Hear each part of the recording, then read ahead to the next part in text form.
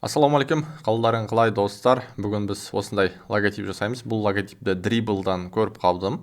Осыны қалай жасағанын қайталап жасап көретін боламыз.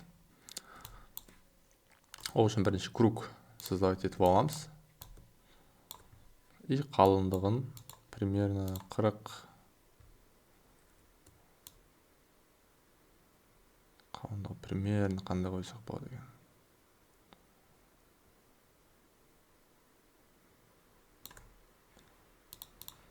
Осындай бола берсін.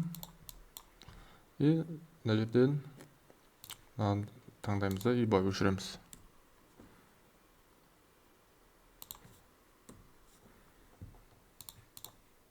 Енді бұны разобрать етеміз. Окей. Осылай қойып қоямыз.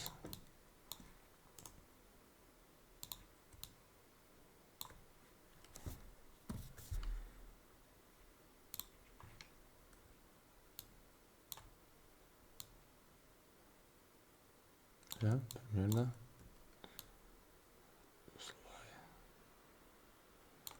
Окей. Осылай қоямыз.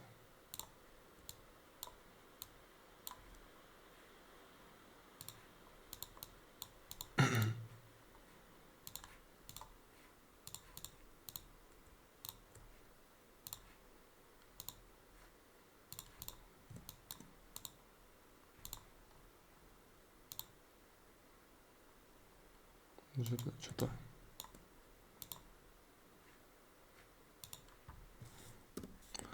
Мінекей, осындай обводкасын қарасын өшіріп тастаймыз.